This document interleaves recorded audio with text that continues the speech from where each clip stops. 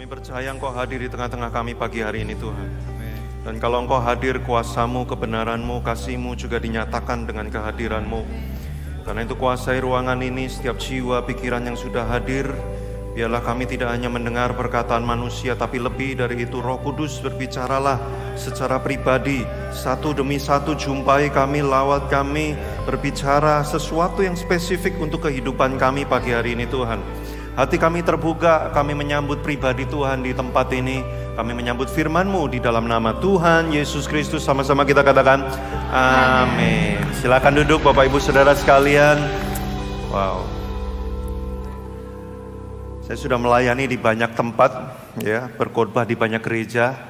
Tapi saya harus katakan gereja ini adalah salah satu dari gereja di mana Tuhan benar-benar ada di tempat ini. Tuhan hadir di tempat ini. Bapak Ibu, Anda tidak salah memilih gereja. Anda tidak salah memilih hadir untuk beribadah di tempat ini. Karena saya tahu, saya merasakan sekali Tuhan nyata di tengah-tengah kita. Izinkan sekali lagi saya memperkenalkan diri, Joshua Iwan Wahyudi, Bapak Ibu. Beberapa MC kadang-kadang kalau kenalin saya itu saking ribetnya namanya gitu ya. Joshua Iwan Yahudi.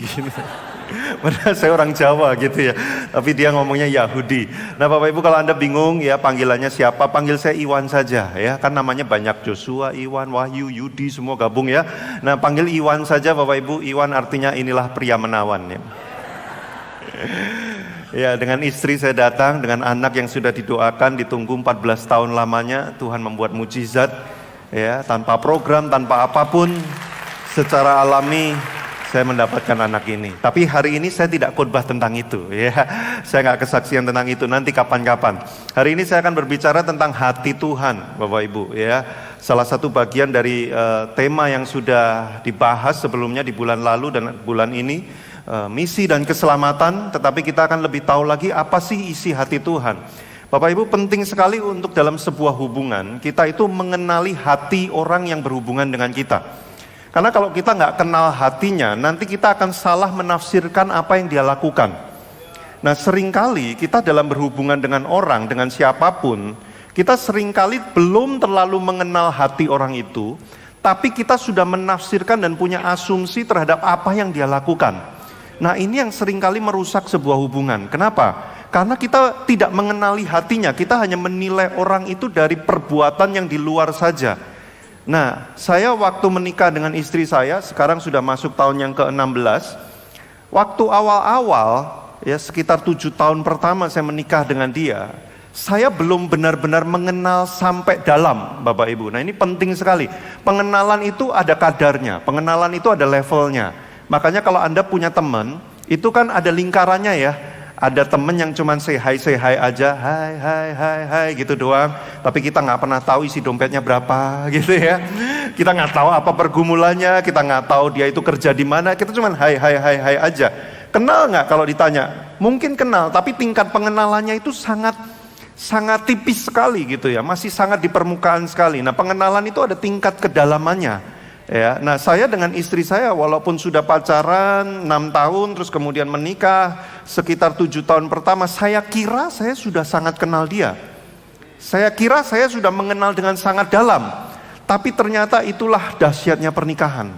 Anda kan selalu bisa menemukan hal-hal yang mengagetkan dan menakjubkan yang Anda tidak sangka-sangka. Ya, makanya saya selalu bilang pernikahan itu mengeluarkan yang terbaik dari kehidupan seseorang. Tapi juga pernikahan itu mengungkapkan yang terburuk juga dari kehidupan seseorang.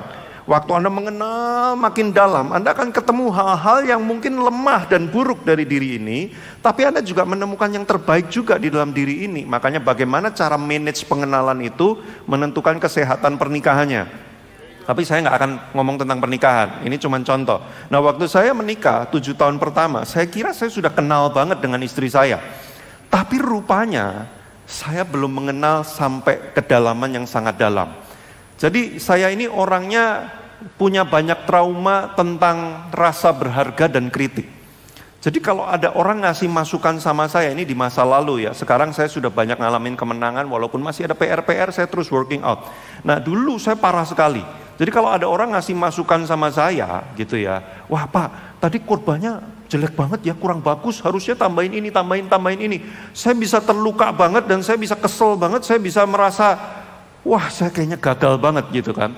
Nah, di awal-awal tahun pernikahan, istri saya ini adalah pendukung terbaik saya. Jadi setiap kali saya pelayanan kemanapun, dia selalu ikut untuk mendoakan saya.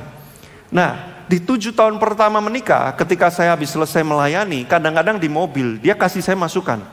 Say, tadi harusnya kamu tambahin kesaksiannya waktu kita gini, akan bagus. Niatnya dia, hatinya dia, itu sungguh-sungguh ingin menjadi saya itu lebih baik. Karena dia mendukung saya, karena dia mengasihi saya. Tapi saya nggak mengenal hatinya. Trauma saya mengambil alih saya. Masa lalu saya yang tidak menyukai dengan masukan, kritikan, karena saya punya banyak peristiwa-peristiwa yang traumatis tentang itu, mengambil alih saya, sehingga saya karena belum kenal hati istri saya, waktu dia ngasih masukan sama saya langsung marah. Dan biasanya pulang pelayanan itu bisa jadi sesi berantem. Nah, inilah yang kadang-kadang kehidupan di belakang layar para pengkhotbah ya. Kadang-kadang habis pelayanan deng terjadi sesuatu, bisa berantem di mobil. Nah, saya berantem sama istri saya karena saya kesel banget. Gila, saya udah khotbah capek-capek ya, udah sampai tulang kering begini ya kan, udah wah. Bu, ya minimal pertama kali itu wah bagus lu tadi khotbahnya ya, kamu luar biasa apa. Enggak, ini masuk mobil langsung saya tadi mestinya gini. Wah, saya kesel banget. Saya nggak bisa terima. Wah, itu di tahun-tahun awal, itu menjadi topik yang kadang-kadang membuat kami itu konflik berantem. Nah, Tuhan membukakan kepada saya bahwa istri saya itu hatinya bukan ingin mengkritik saya loh. Dia bukan ingin menjatuhkan, menghancurkan, merendahkan saya, enggak. Hatinya itu pengen saya justru malah leverage. Jadi lebih baik, dia mengasihi saya, dia mensupport saya. Tapi karena saya nggak kenal hatinya, saya salah dalam menafsirkan perilakunya. Begitu pula kita dengan Tuhan, Bapak Ibu. Banyak sekali orang Kristen salah menafsirkan apa yang Tuhan sedang lakukan. Dia pikir Tuhan sedang menjahati dia pikir Tuhan menjauhi dia pikir Tuhan melakukan hal-hal yang buruk untuk hidupnya. Dia salah memahami perilaku Tuhan karena apa? Karena dia nggak kenal hati Tuhan. Bapak Ibu, banyak orang baca Alkitab, pinter sekali, tapi karena dia nggak menemukan dan nggak mengenal hati. Gini, baca Alkitab itu yang terpenting pertama kali. Ini penting Bapak Ibu, ya. Katakan sama kiri kanannya, tepuk pundaknya agak kenceng, bilang gini, ini penting, 1, 2, 3. Ini penting. Baca Alkitab, yang terutama itu adalah ingin mengenal hati Tuhan. Saya pengen tahu Tuhan itu kayak apa sih hatinya sama saya, sama manusia lain. Hati Tuhan itu kayak apa? Nah, tapi banyak orang baca Alkitab bukan pengen kenal hati Tuhan, pengen lebih pinter berteologia. Wah, itu ngeri sekali. Tanpa mengenal hati Tuhan, tapi dia sangat menguasai sejarah, kata bahasa asli, dan wah macam-macam. Tapi nggak ada hati Tuhan di dalamnya. Nanti dia kerjaannya justru bukan mengekspresikan hati Tuhan lewat pengetahuan Alkitabiahnya. Dia malah membuat orang itu malah makin berantakan pengenalan terhadap hati Tuhannya. Nah, ini bahaya. Makanya Bapak Ibu, kalau kita baca di Alkitab dari Kejadian sampai Wahyu, itu semuanya menceritakan hati Tuhan itu cuma satu, bahwa Tuhan sayang sama kita. Kalau Anda tahu isi hati Tuhan, Anda akan memahami kenapa Adam dan Hawa harus diusir dari Taman Eden. Harus diusir. Kalau dia tidak diusir, justru akan bahaya. Ini saya cepat aja. Ya, saya sebenarnya bukan khotbah ini, tapi ini penting. Salah satu alasan kenapa Adam dan Hawa harus diusir Tuhan keluar dari Taman Eden, karena di Taman Eden ada namanya pohon kehidupan. Pohon kehidupan itu kalau Adam dan Hawa makan buah dari pohon itu, dia nggak mati-mati. Adam dan Hawa akan hidup kekal dan nggak mati-mati. Tuhan nggak mau Adam dan Hawa nggak mati. Mereka harus mati. Kenapa? Karena mereka sudah terlanjur dikontaminasi oleh dosa. Tubuh mereka, jiwa mereka itu sudah penuh dengan dosa. Jadi kalau mereka nggak mati-mati, mereka akan terus menghidupi dosa di dalam tubuh dan jiwa mereka. Nah, Tuhan nggak mau, Tuhan sayang sama mereka. Tuhan pengen selamatin mereka. Makanya caranya bagaimana? Mereka harus mati. Dikeluarin dari Taman Eden bukan karena Tuhan jahat. Tuhan jahat banget ya, sensi banget ya. Begitu dilanggar sekali langsung diusir loh. Gila, Tuhan jahat banget. Kamu gak tahu hati Tuhan. Karena Tuhan itu sayang sama Adam dan Hawa. Mereka harus dipaksa keluar supaya mati. Dan ketika mati bertransisi kepada hidup kekal. diubah menjadi kehidupan yang sempurna. Tuhan pengen Adam dan Hawa masih bersama-sama dengan Tuhan. Salah satu caranya dia harus diubah dalam tubuh yang sempurna, harus mati dulu. Makanya bagi orang Kristen, kematian itu bukan maut. Bagi orang dunia, kematian itu adalah pintu yang mengerikan yang menanti dia di ujung. Buat kita, itu bukan ujung, itu bukan maut. Makanya dikatakan, maut telah dikalahkan. Makanya waktu kita mati, kita nggak berjumpa dengan maut. Bapak Ibu, jangan Anda pikir, waktu nanti Anda tinggal 1, 2, 3 nafas terakhir, nanti akan ada malaikat maut bawa sabit yang warna hitam gitu bergentayangan. Sebentar lagi kamu saya tuai, hahaha gitu ya. Wah, kita akan makin cepat matinya kalau kayak gitu. Karena takut kan? Enggak. 1, 2, 3 nafas terakhir Anda akan lihat Tuhan Yesus. Makanya walaupun tubuh Anda nanti mungkin akan ada yang sakit, ada yang begini dan sebagainya, Anda akan tersenyum. Kenapa? Karena yang menjumpai Anda bukan malaikat maut. Maut sudah dikalahkan. Makanya buat orang Kristen, kematian itu adalah pintu transisi kepada kemenangan, kehidupan kekal, segala sesuatu yang terbaik. Setelah 70, 80, 90 tahun menjalani hidup yang melelahkan ini. Loh, Tuhan baik gak sih? Ada masanya gak sih Anda merasa kayak, aduh Tuhan capek banget sih hidup. Ya harus cari duit, udah dicari duitnya hilang lagi. Cari lagi, hilang lagi, cari lagi, hilang lagi. Kapan berhentinya kayak begini? Lelah kan kadang-kadang Bapak Ibu ya. Mesti sakit, dikhianati orang, kena panas, kena hujan. Melelahkan sekali. Dan mati itu adalah selesai untuk kehidupan yang jauh lebih baik. Itu hati Tuhan buat Adam dan Hawa. Nah, kalau Anda ngerti hati Tuhan, Anda akan baca pengusiran Adam dan Hawa, air bah, kenapa Kanaan dimusnahkan dan lain-lain. Itu semua nanti isinya adalah karena Tuhan sayang. Nah, tapi kalau Anda bertanya-tanya, kok bisa gitu, kapan-kapan aja dibahasnya, nanti kita nggak pulang-pulang. Saya cuma mau kasih tahu kepada Anda, penting untuk Anda tahu hati Tuhan. Kalau Anda nggak tahu hatinya Tuhan, nanti Anda akan menjadi orang Kristen yang mudah pahit hati kepada Tuhan dan kepada orang lain. Aduh, slide-nya belum jalan dari tadi ya. Ayo mulai dijalankan slide-nya. Kalau diperes semua Alkitab, ini hati Tuhan. Yohanes 3 ayat 16, kita udah sering baca. Karena begitu besar kasih Allah akan dunia ini, sehingga ia telah mengaruniakan anaknya yang tunggal, supaya setiap orang yang percaya kepadanya, tidak terkecuali, setiap orang yang percaya kepadanya, tidak binasa, melainkan beroleh apa Bapak Ibu? Hidup yang kekal. Jadi hati Tuhan bukan cuman pengen menyelamatkan. Jauh sebelum kita butuh diselamatkan, Dia sudah pengen memberikan hidup kekal. Loh, Adam dan Hawa waktu pertama kali diciptakan gak butuh diselamatkan karena mereka gak kenapa-kenapa. Tapi itu pun hati Tuhan sudah pengen memberikan hidup yang kekal. Jadi Tuhan menyelamatkan, salvation, keselamatan, itu adalah bagian dari kerinduan hati Tuhan untuk memberikan kepada kita semua hidup yang kekal. Nah, makanya slide-nya boleh dimunculkan. Hati Tuhan ingin semua orang mendapatkan hidup kekal. Apa yang disebut dengan hidup kekal?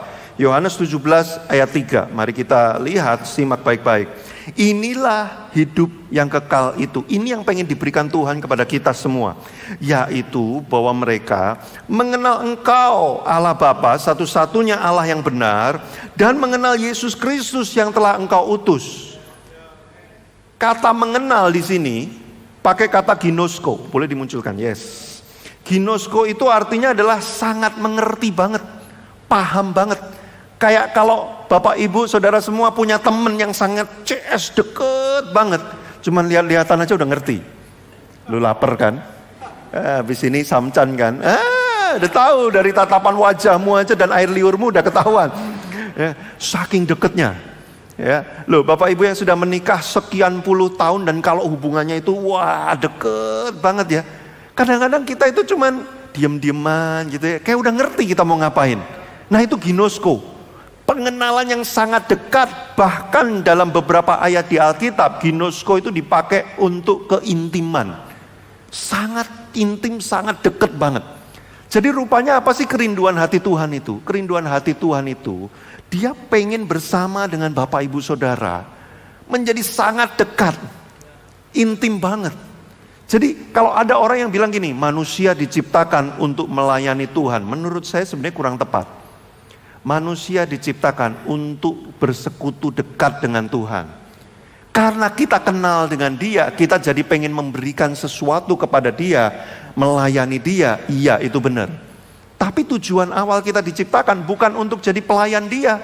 Kita nggak diciptakan untuk jadi pembantunya Tuhan. Buat apa Tuhan nggak butuh? Tuhan udah sempurna. Dia nggak butuh dibantuin.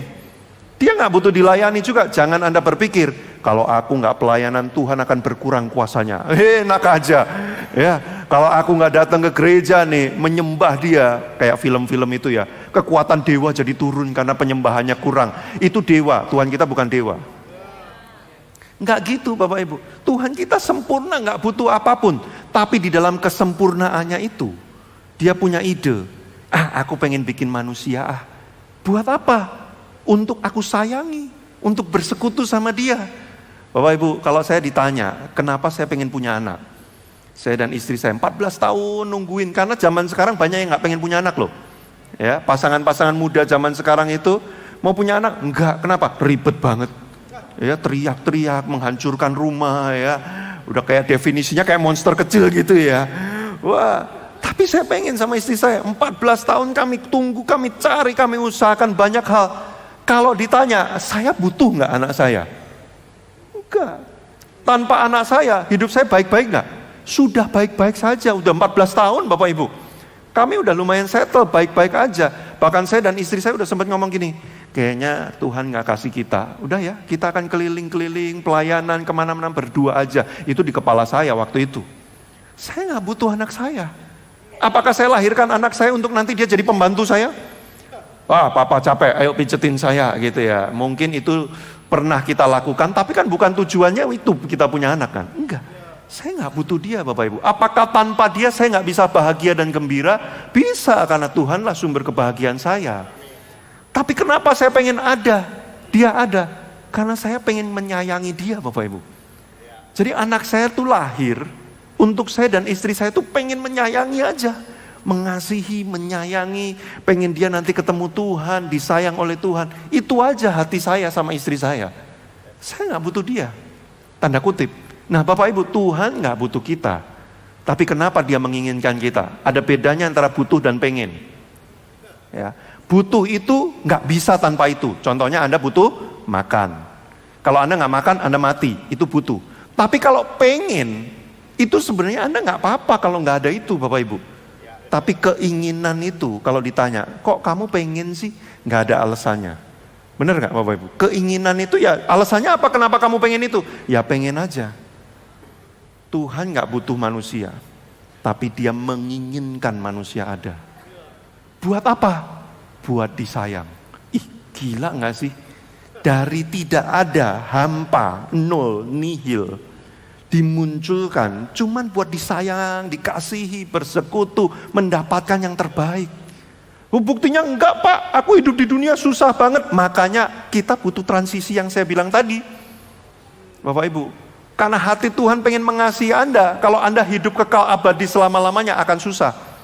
Makanya kita butuh bertransisi dengan kematian Bapak Ibu. Karena dosa sudah merasuki kita. Tapi sudah harus tahu isi hati Tuhan yang terbesar adalah ingin mengasihi kita. Nah, makanya slide berikutnya dimunculkan. Kekristenan itu bukan agama untuk masuk surga Bapak Ibu. Saya tahu ini mungkin akan mengguncangkan beberapa pikiran kita yang duduk di ruangan ini. Kekristenan bukan agama untuk masuk surga. Next slide. Kekristenan tidak mengejar surga. Kekristenan mengejar Tuhan pribadinya.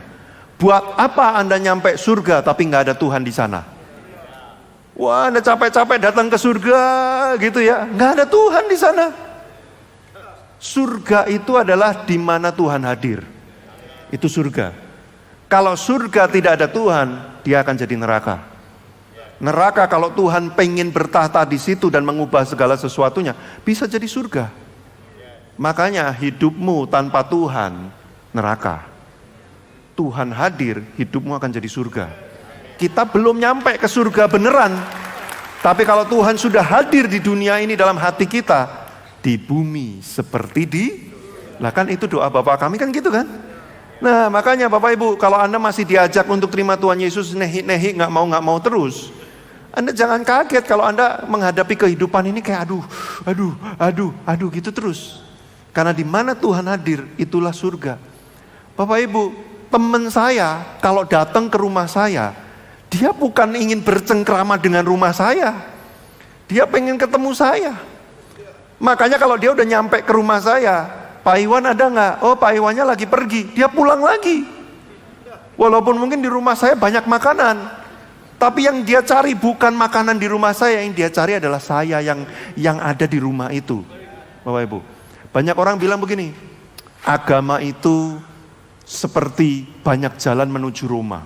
Wah ya, menuju surga ada banyak jalannya ya, kadang lewat jalan A, jalan B, jalan C. Agama Kristen cuma salah satu jalan aja untuk menuju surga. Oke, misalkan, andaikan itu benar gitu ya, bahwa banyak jalan untuk menuju surga, tapi saya beritahu hanya Yesus jalan berjumpa dengan Bapa. Karena dia bilang gini, akulah jalan, tanpa melalui aku tidak seorang pun berjumpa dengan Bapa. Loh, dia bilang gitu loh. Jadi kalau ada banyak jalan menuju surga, nggak apa-apa, tapi jalan menuju Bapa, Allah Tuhan yang benar, cuman Yesus Kristus.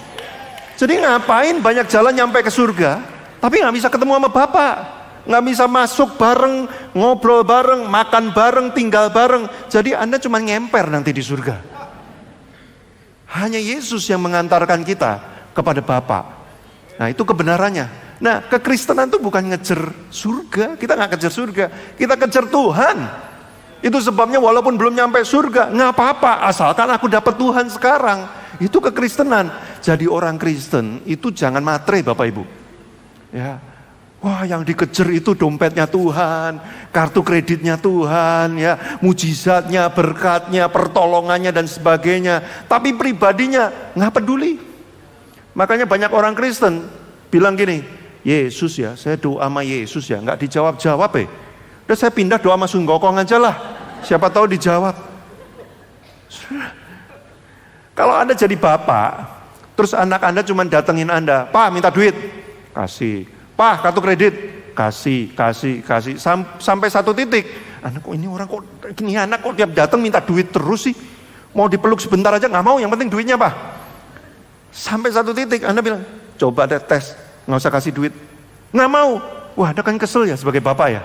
Nah itu Bapak Ibu. Makanya surga, next slide. Surga itu cuma tempat, tapi Tuhan adalah pribadi yang hidup.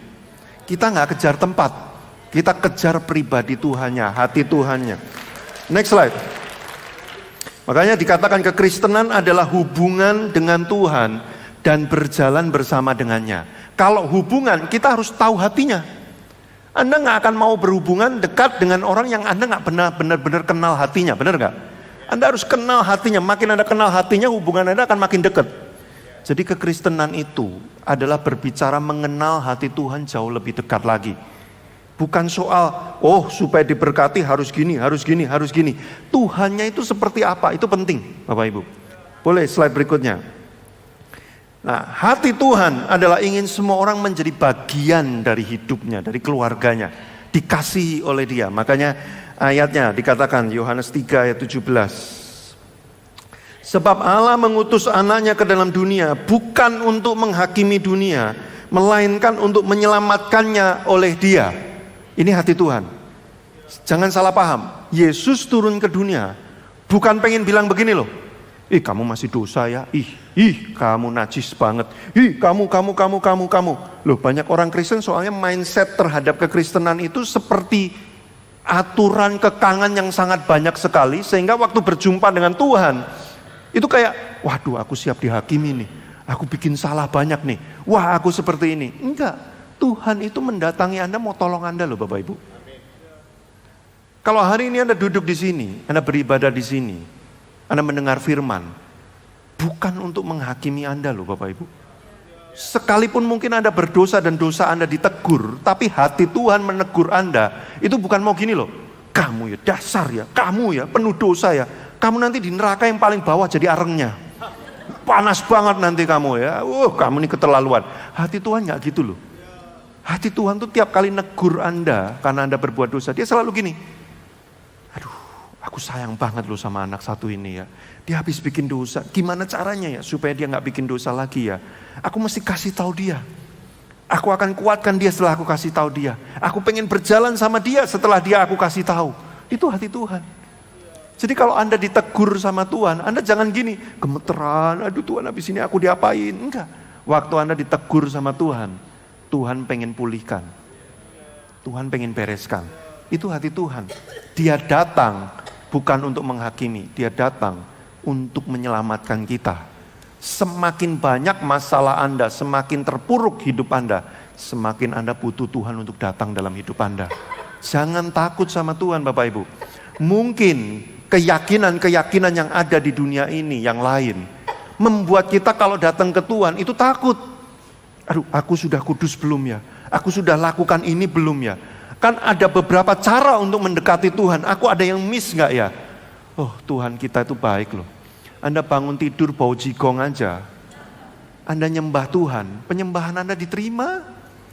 Anda gak perlu mandi dulu, keren dulu dan sebagainya. Loh, kalau gitu ke gereja kita bau jigong aja. Loh, Tuhan gak masalah, orang kiri kanan Anda yang masalah.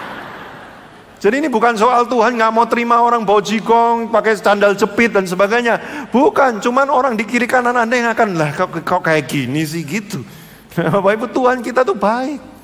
Ya, Anda dalam keadaan apapun, baru bikin dosa nih, Anda tadi baru bikin dosa. Dan Anda sadar, lu aku salah nih, aku pengen bertobat. Terus Anda doa sama Tuhan, Tuhan ampuni aku. Tuhan dikatakan, semerah apapun dosamu, akan diubah jadi putih. Tuhan kita tuh gak ngungkit-ngungkit masa lalu kayak mantan kita.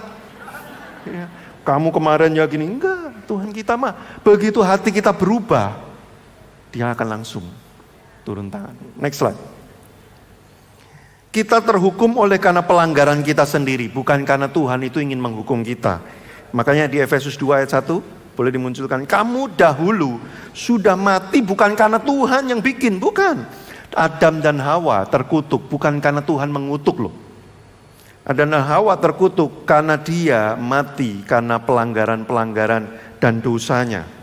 Makanya Yohanes 3 ayat 18 boleh dimunculkan. Barang siapa percaya kepada Kristus, ia tidak akan dihukum. Barang siapa tidak percaya, dia telah itu berarti sudah berada di bawah hukuman, sebab ia tidak percaya dalam nama anak tunggal Allah. Boleh saya minta bantuan 3 anak muda di sekitar, coba lihat kiri kananmu, kalau ada 3 anak muda suruh dia maju langsung ya. Yes, 1, 2, satu lagi, yuk, come on, yes, come on, ya. Yes. Nah, karena ini perawakannya memang paling sempurna makmurnya, ya, jadi dia yang paling depan. Oke. Next. Yang kedua, oke, lumayan makmur juga ya, bagian yang kedua ya di belakangnya. Nah, ini sebenarnya sih tegap, kekar dan keren ya. Oke. Nah, Bapak Ibu, pada mulanya Allah yang nggak ada manusia, sempurna, dia nggak butuh apa-apa, gitu kan. Tapi kemudian Allah punya ide, aku pengen mengasihi manusia, aku pengen bikin manusia, aku pengen dia merasakan persekutuan yang penuh dengan sayang dan kasih. Nah, maka kemudian diciptakanlah manusia keluar dari bagian dari dirinya. Kita ini serupa dan segambar dengan Allah loh. Waktu manusia hidup itu hidupnya gara-gara apa? Allah meniupkan nafas, hidup. Jadi bagian dari Allah itu ada di dalam diri manusia. Wah, awalnya manusia dan Tuhan saling mengasihi. Ya, coba dong diekspresikan ya. Wah, saling mengasihi. Wah, mereka pemain drama yang sangat bagus sekali ya, luar biasa. Tolong direkrut ya nanti ya untuk drama Natal kayak ya atau drama apa gitu ya. Saling mengasihi, bersekutu. Nah, tapi manusia kemudian tergelincir oleh karena kesalahannya sendiri. Jatuh dia dalam dosa, maaf ya, kita turun level ya, turun ke bawah dulu ya. Nah, dia jatuh, manusia jatuh, ya kan, terpisah dari Allah. Tapi Allah tuh sayang sama manusia, ini hati Tuhan nih. Tuhan tuh sayang sama manusia. Loh, kalau kita punya karyawan, punya apa, barang, udah rusak, apa yang kita lakukan? Buang aja, ganti baru. Lah apalagi ini Tuhan yang bisa menciptakan segala sesuatu. Dia bisa aja bilang ini, manusia sudah gagal, ngapain lagi? Coba ya, wajahnya. Ini saya narasinya. Manusia itu udah gagal ya, ngapain lagi saya sama manusia ini? Mending saya bikin baru gitu kan ya. Nah enggak, Tuhan kita enggak kayak gitu.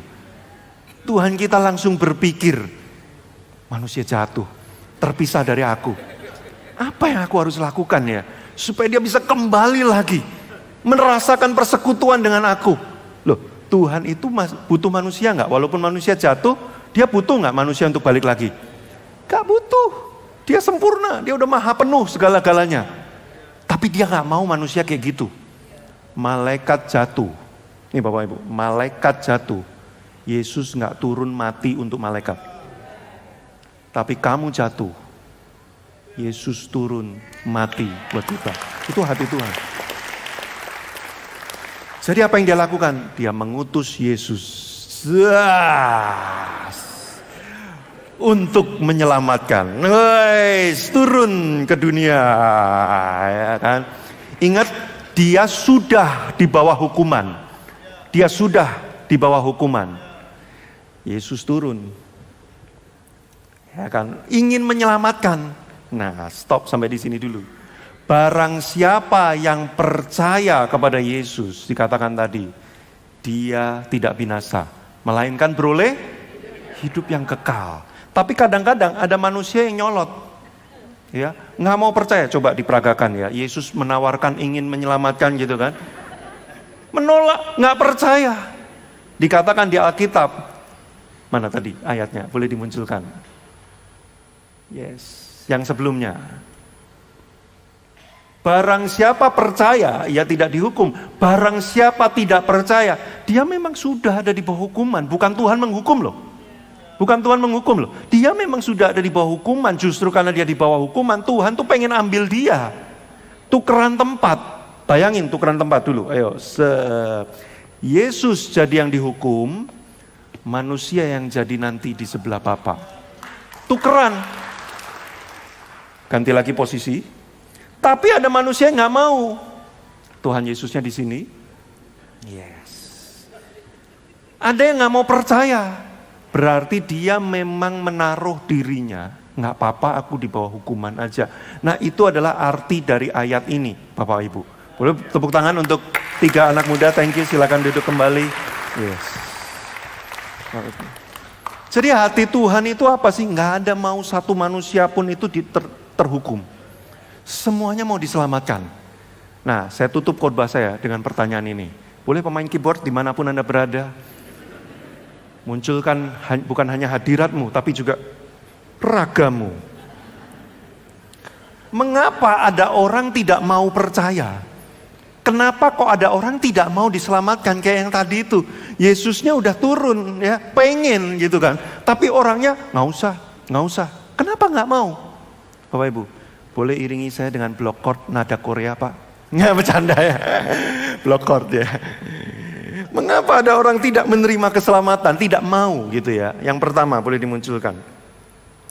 Karena ada orang-orang yang merasa tidak butuh Tuhan.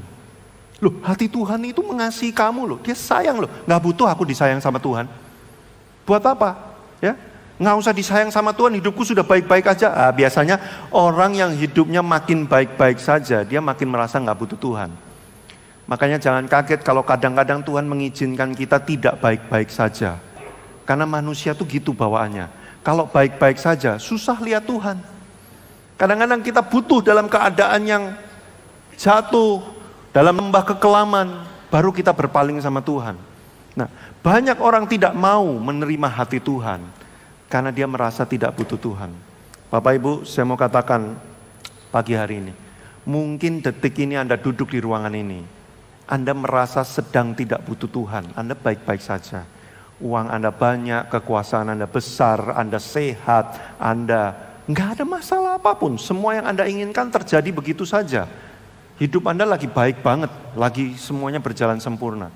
Tapi saya mau beritahu kepada Anda, hidup ini selalu punya cara untuk memberikan kejutan kepada Anda. Sekarang Anda baik-baik saja, tapi ada satu titik di mana Anda mungkin akan membutuhkan Tuhan. Itu sebabnya kenapa Anda duduk di ruangan ini, walaupun Anda lagi keadaannya seolah-olah nggak butuh Tuhan, Anda tetap harus mendengar firman ini.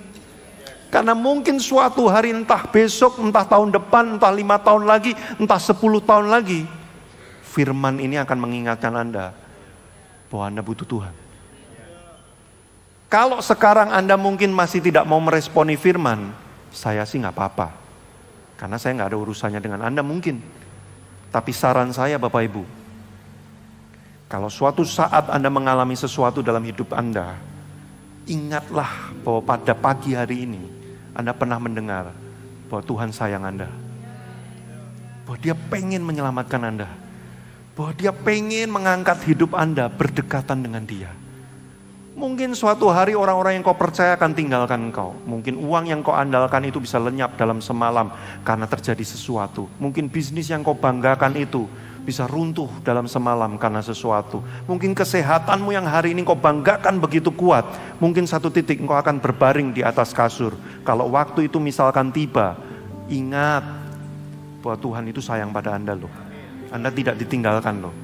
Sekalipun Anda mungkin menjalani sekian tahun ini dengan terus menolak Dia, tapi Anda tetap tidak ditinggalkan Tuhan.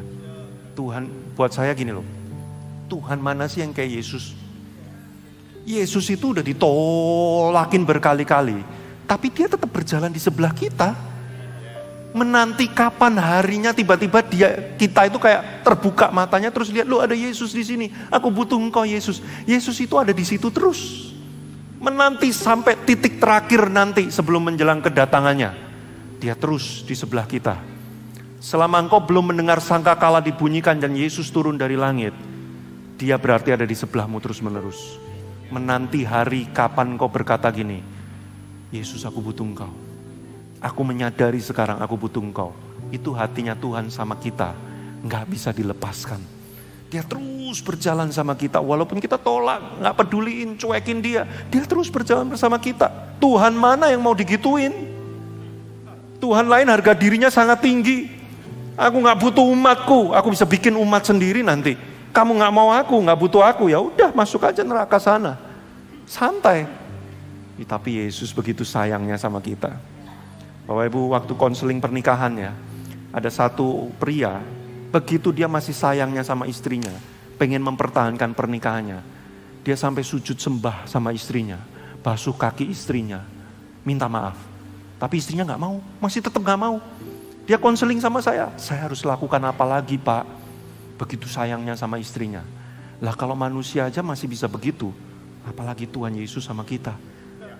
Dia melakukan apapun yang diperlukan demi untuk memalingkan wajahmu kepada Dia. Jadi Bapak Ibu hari ini kalau engkau duduk di ruangan ini dan masih bilang gini, Yesus, ngapain Yesus? Aku gak butuh Dia.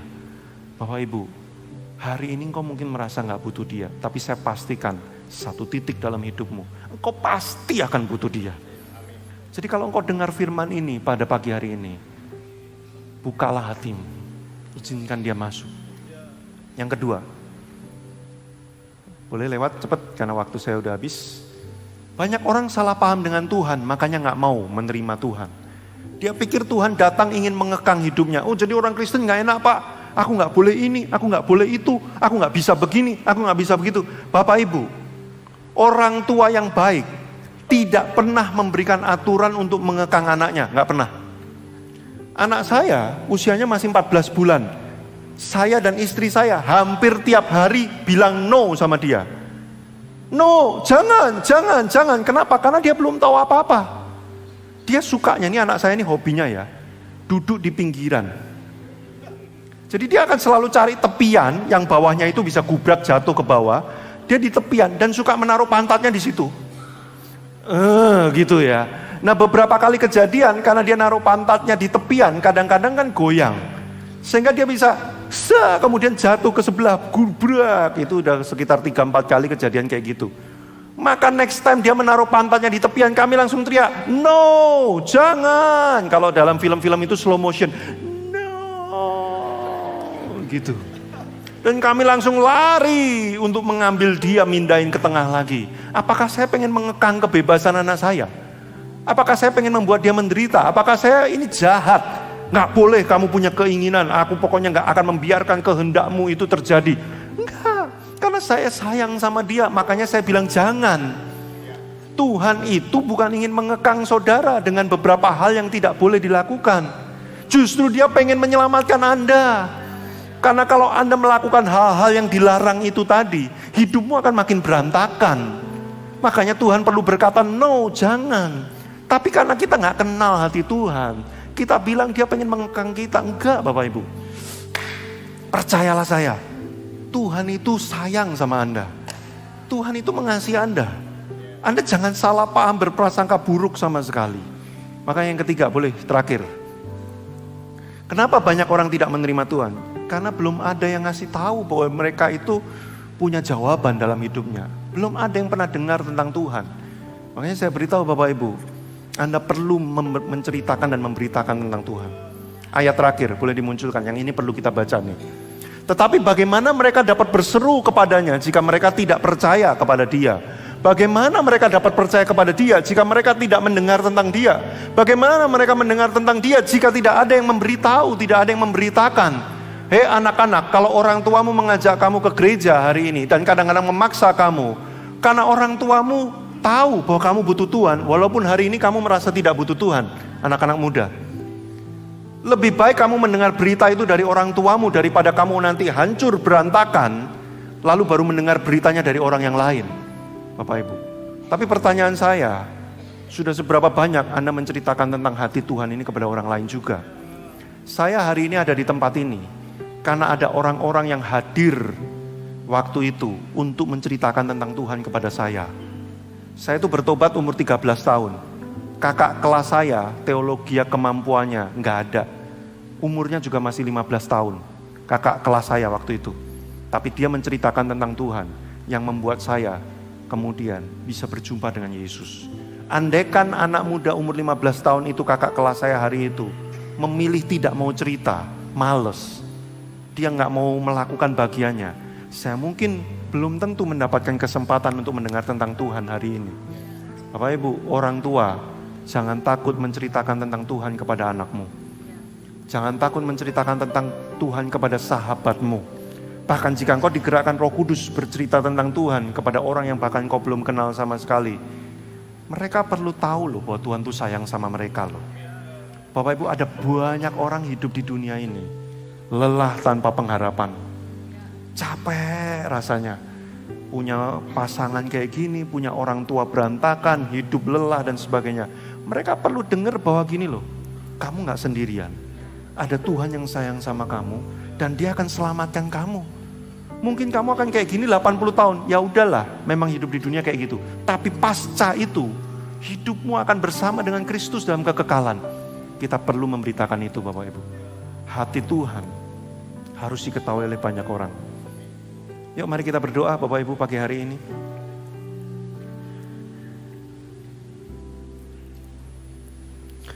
Saya menangkap ada beberapa hati di ruangan ini yang kau masih meragukan tentang Tuhan.